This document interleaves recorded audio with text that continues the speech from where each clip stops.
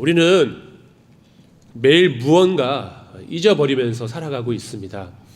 과거의 큰 아픔이라든지 트라우마, 상처들을 잊는 것은 어쩌면 우리에게 큰 복이 될 수도 있습니다. 그런데 정말 중요한 것, 잊지 말아야 할 것, 꼭 기억해야 할 것을 여러분들은 어떤지 모르겠지만 저는 자꾸 잊어버려서 낭패를 볼 때가 있습니다. 저도 사역을 하면서 성도님들의 이름을 외우려고 잘 안 외워져서 외우려고 부단히 애를 씁니다. 얼굴은 기억나는데 바로 앞에 계신데 갑자기 이름이 생각이 안 나가지고 실례를 범할 때도 있습니다. 그래서 수시로 교족부를 보면서 얼굴과 이름을 맞대어서 때로는 적기도 하면서 성도님들의 이름을 외우려고 힘쓰고 있습니다. 이처럼 기억하는 것은 매우 중요한 일입니다. 그런데 위급하고 긴장되는 상황이 오면 평소 잘 알고 있었던 것도 머릿속이 하얘지면서 잊어버리곤 합니다.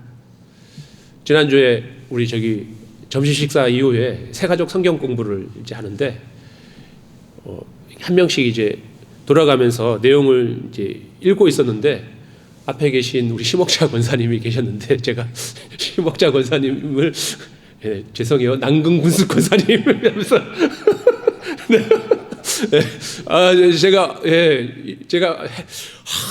분명히 알고 있는데 제가 분명히 알고 있는데 순간 당황해가지고 잘못 말해가지고 속으로 얼마나 죄송하고 민망했는지 모릅니다. 다시 한번 사과드립니다. 용서해 주십시오.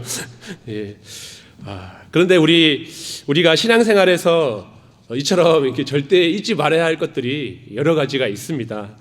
특별히 우리가 잊지 말아야 할 것은 하나님에 관한 것이죠. 하나님께서 어떤 분이시고 하나님께서 우리에게 얼마나 놀라운 일들을 행하셨는지 우리가 그거를 잘 기억하며 지키며 나아가는 것이 우리가 유혹에 빠지지 않고 믿음으로 승리할 수 있는 길 가운데 하나입니다.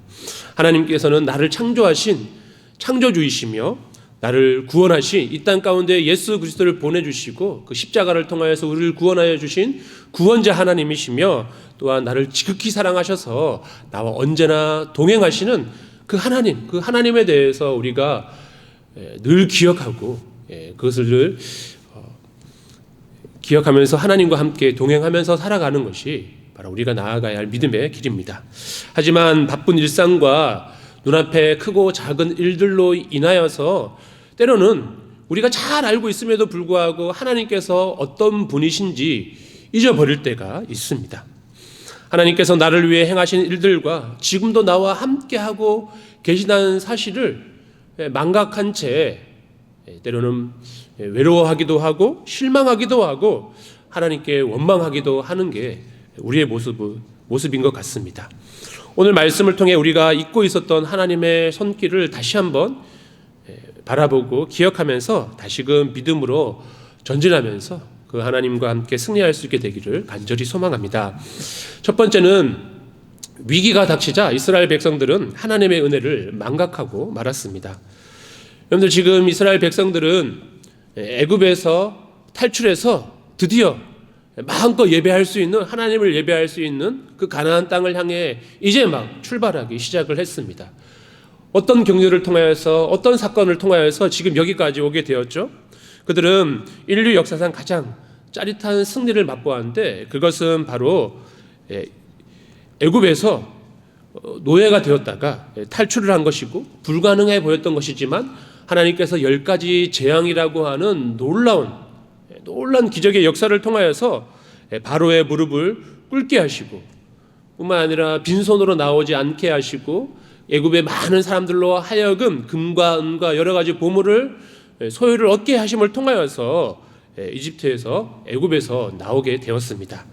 뿐만 아니라 그들이 광야 땅으로 들어갈 때에 낮에는 시원한 구름 기둥이 또한 밤에는 불 기둥이 그들을 인도하고 지켜주심으로 말미암아 하나님께서 살아계심을 두 눈으로 보고 경험하였고 지금도 하나님께서 들과 함께 가고 있음을 늘 이렇게 하늘만 바라보면 구름 기둥과 불 기둥을 통해서 하나님께서 우리를 이끌고 계시는구나라고 알 수 있었습니다.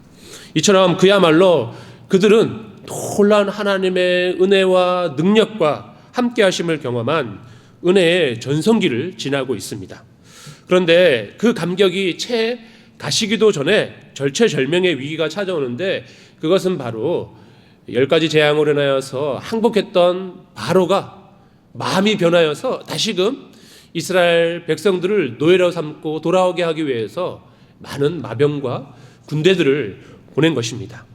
홍해 앞에 진을 쳤을 때 저 멀리 지평선에서 검은 먼지 구름이 일어나기 시작합니다. 바로 바로의 최정예 병에 600대와 모든 군대를 동원해서 그들을 잡기 위해서 쫓아온 것입니다.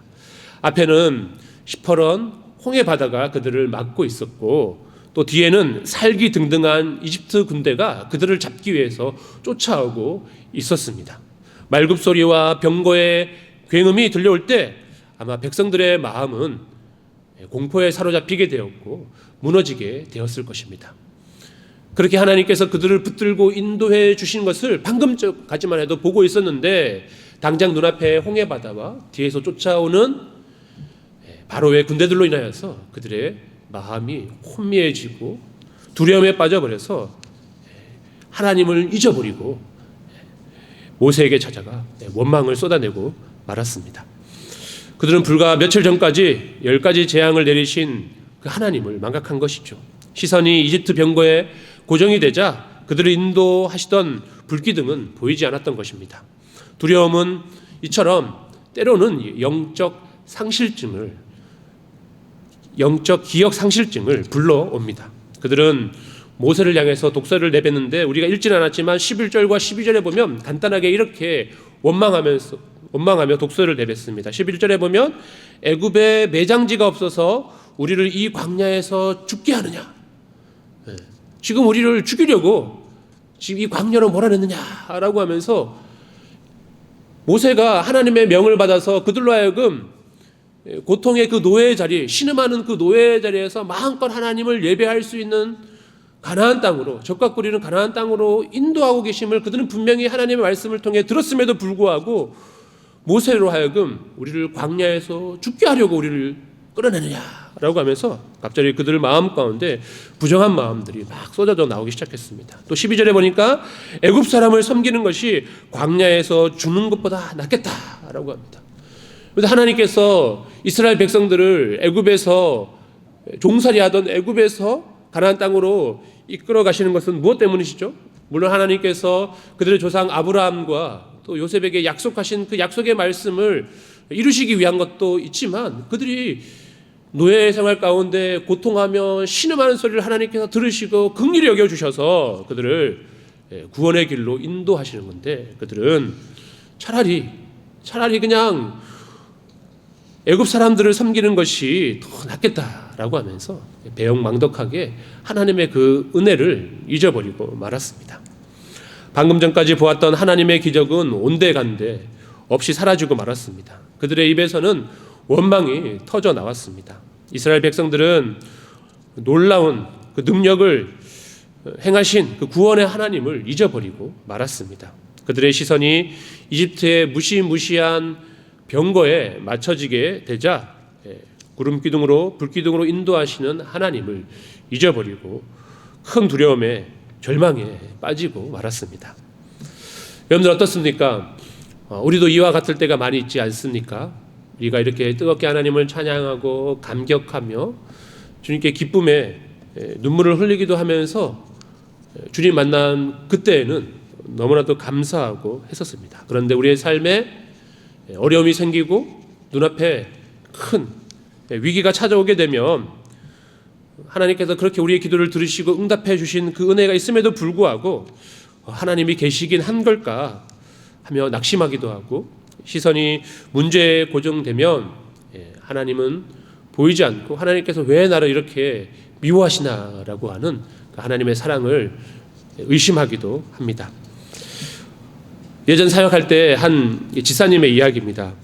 아들의 입시를 위해 1년 내내 이 지사님은 새벽 제단을 쌓았습니다. 이 아들이 원하는 대학에 들어가기를 간절히 바라는 마음으로 어머니로서 아들의 입시를 돕기 위해서 새벽마다 간절히 나와서 아들의 대학 입학을 위해서 정말 열심히 기도를 하셨습니다. 하나님께서 은혜를 내려주셔서 목표를 하는 대학에 들어갔으면 정말 감사하고 좋았을 텐데 그만 이 아들이 목표를 하는 대학에 떨어지고 말았습니다. 그리고 어쩔 수 없이 재수를 시작해야 했습니다. 그 지사님이 하나님께서 어떻게 나에게 이러실 수가 있습니까? 하며 하나님께 실망해서 교회에 더 이상 나오지 않게 되었습니다. 이 지사님의 딸이 제가 그때 중등부 사역을 하고 있었는데 중등부 이제 임원이어가지고 불러가지고 어머니 지사님, 어머니 왜 요즘에 교회 못 나오시니 하니까 어머니가 시험에 들었어요라고 하면서 어머니가 오빠가 대학에 떨어지게 되어서 이제 하나님은 자기를 도와주지 않고 안 계신 것 같다라고 하면서 지금 교회에 나오지 않고 있습니다라고 하면서 어머니의 그 시험 든 어머니를 위해서 기도해달라고 부탁을 했습니다. 이처럼 우리의 신앙이 상황에 근거하면 상황이 나빠질 때가 되면 하나님도 함께 사라지고 맙니다. 그러나 우리의 신앙은 상황을 바라보는 것이 아닙니다. 우리의 신앙은 하나님의 말씀에 근거해야 합니다. 하나님의 그 말씀을 바라보게 될 때에 우리가 원치 않는 상황도 그 말씀을 통하여서 능히 이겨낼 수 있는 힘이 되는 거죠. 그런데 말씀은 제쳐둔 채 상황만 바라보다 보면 그 상황이 나빠지면 하나님도 의심하고 원망하게 되는 것이죠. 이스라엘이 홍해 앞에 선 것은 하나님의 실수나 혹은 방관이나 이스라엘 백성들을 미워해서 그런 것이 아닙니다. 하나님께서는 그들을 더 큰 은혜의 자리로 더 큰 기적을 보여주시기 위하여서 하나님께서 살아계신 능력의 하나님이심을 온 열방 가운데 보여주시기 위하여서 앞에는 홍해로 뒤에는 바로의 군대로 몰아넣으신 것이죠. 어쩌면 이것은 하나님의 그들의 신앙을 위한 전략적인 배치였습니다. 하지만 그들은 그 하나님의 크신 계획은 보지 못한 채 당장 눈앞에 상황들로 인하여서 차라리 종으로 사는 것이 더 좋을 뻔했다라고 하고 불신앙의 원망을 쏟아내었습니다.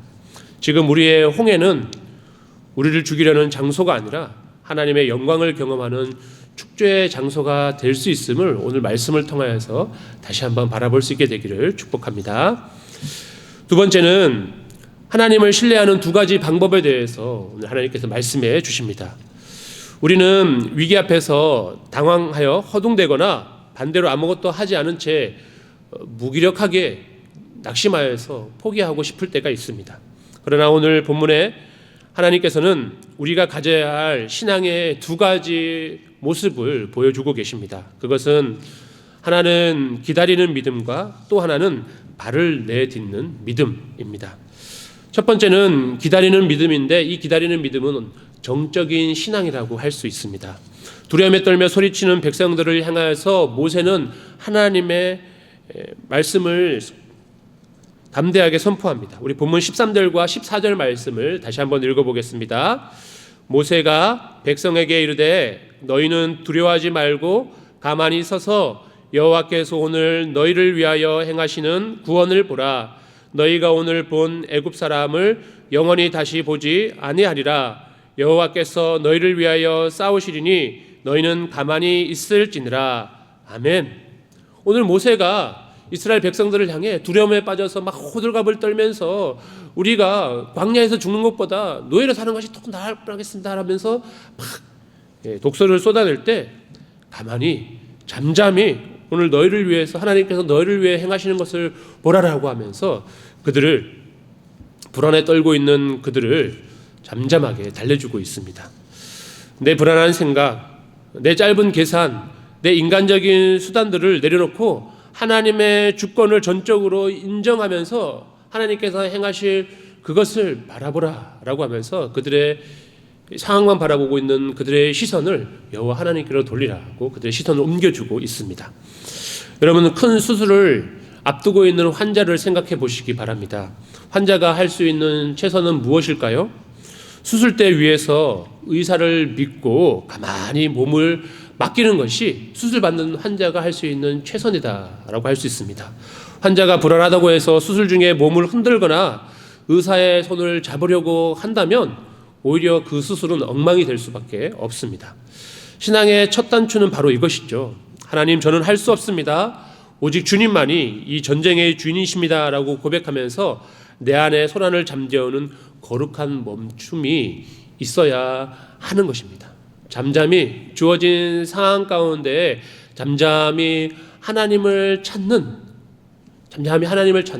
기도가 먼저 선행되어야 한다라고 하는 것입니다. 당장 눈앞에 있는 어려운 상황 가운데 어떻게 하면 이 상황을 해결할 수 있을까라고 하면서 인간적인 방법을 찾거나 아니면 누가 나를 도와줄 수 있을까 하면서 사람을 의지하려고 막 찾거나 하면서 부산을 떠는 것이 아니라 이 상황을 가지고 하나님 앞에 나아가 잠잠히 기도하면서 물어보는 거죠. 하나님, 제가 지금 어떻게 해야 합니까? 이런 상황 가운데 제가 어떻게 하기를 원하십니까? 이 상황을 통하여서 하나님께서 제게 하실 일이 무엇입니까? 라고 하면서 잠잠히 하나님을 찾고 그분께 내어드리는 그 잠잠한 정적인 믿음이 우리로 하여금 하나님을 바라보게 하는 그런 첫 번째 발걸음이다라고 하는 것입니다. 두 번째는 발을 내딛는 믿음, 동적인 신앙입니다. 그런데 놀랍게도 하나님께서는 모세에게 잠잠히 하나님의 구원을 바라보라고 하는 그 말씀에 이어서 하나님께서 너희가 해야 할 것을 가르쳐 주십니다. 가만히 있으라고 했던 모세에게 하나님은 의의 말씀을 하시는데요. 우리 15절 16절 말씀도 다시 한번 읽어보겠습니다. 여호와께서 모세에게 이르시되 너는 어찌하여 내게 부르짖느냐? 이스라엘 자손에게 명령하여 앞으로 나아가게 하고 지팡이를 들고 손을 바다 위로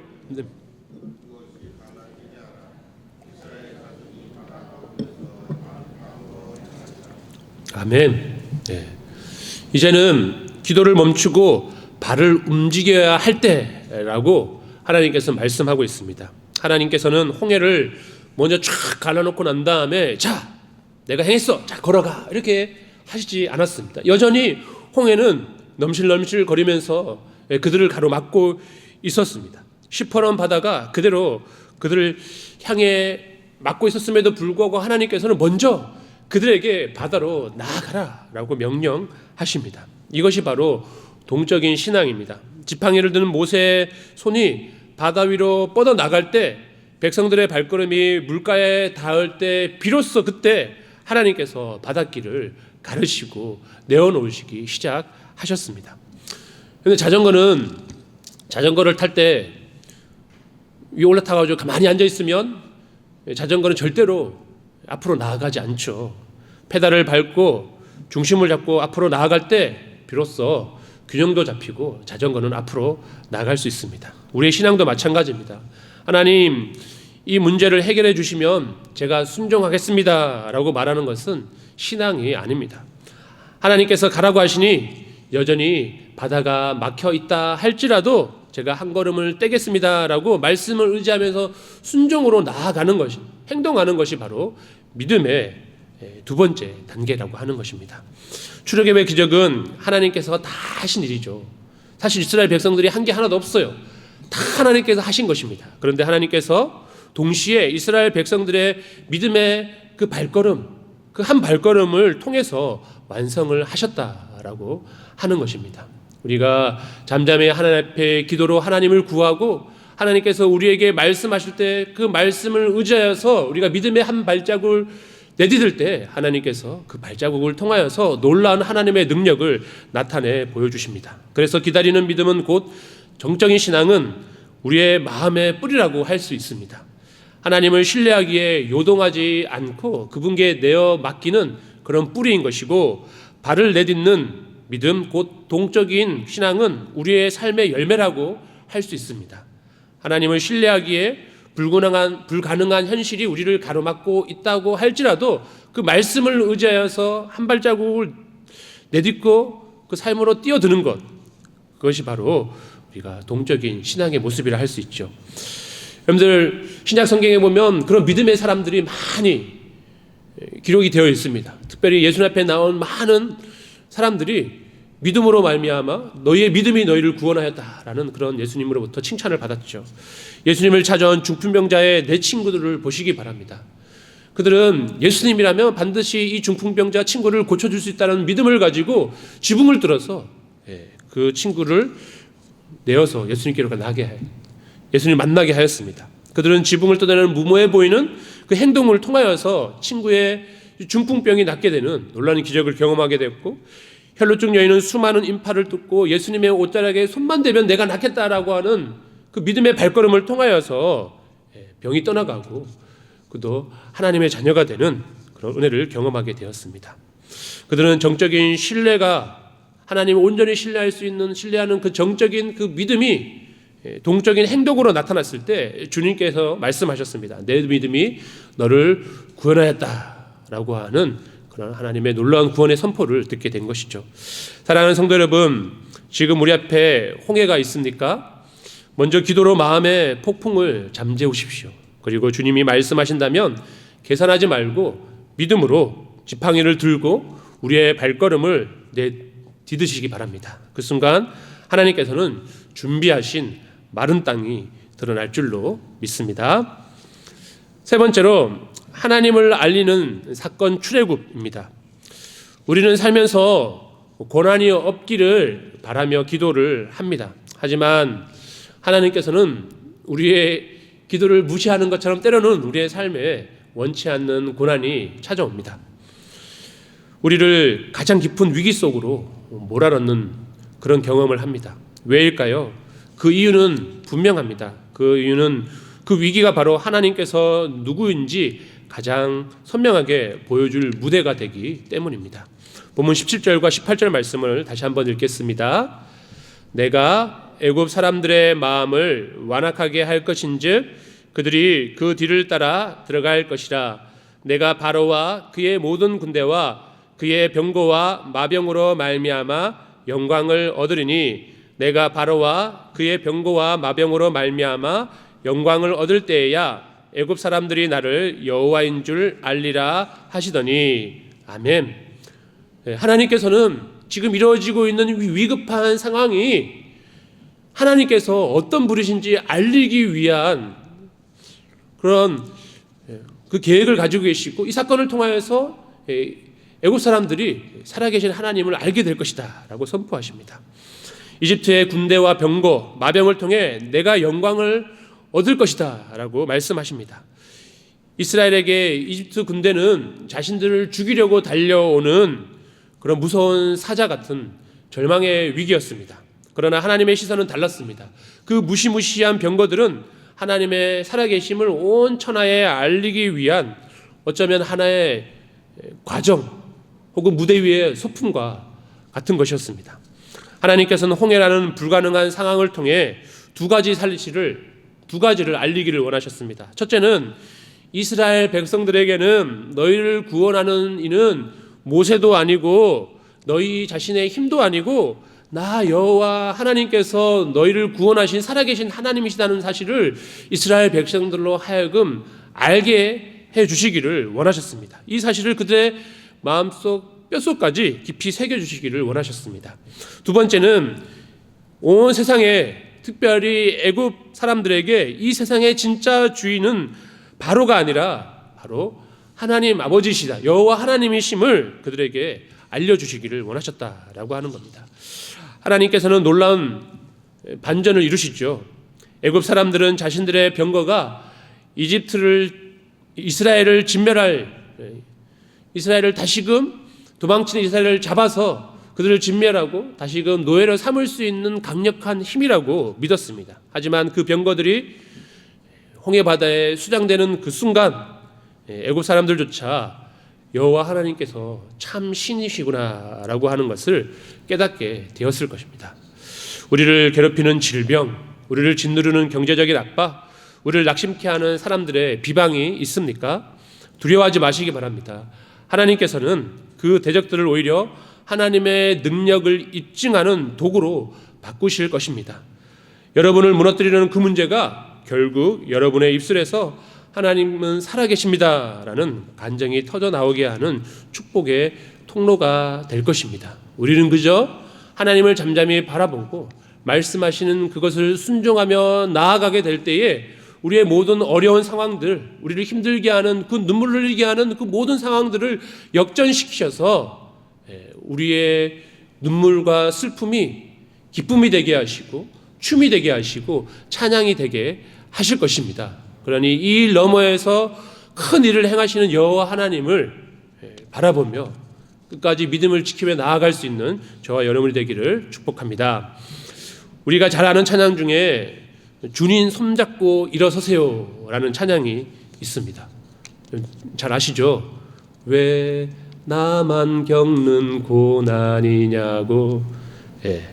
고난의 뒤편에 있는 주님이 주실 축복 미리 보면서 감사하세요. 저는 이 찬양의 이 가사말이 제 신앙의 고백의 말이고 오늘 말씀이 들려주고 있는 그 고백의 가사 같습니다. 이 가사 마치 오늘 본문이 이스라엘 백성들과 우리를 향한 하나님의 응원 같습니다. 극한의 상황 속에서 하나님마저 포기하고 싶을 그 순간에 하나님께서는 우리를 포기하지 않으시고 끝까지 하나님을 바라볼 때 이렇게 놀라운 일을 행하시는 그 하나님이 우리와 함께하고 계시다는 사실을 다시금 이 찬양은 일깨워주고 있습니다. 이제 우리의 시선을 홍해나 이집트 군대가 아니라 우리를 위해 싸우시는 하나님께 고정하시기를 바랍니다.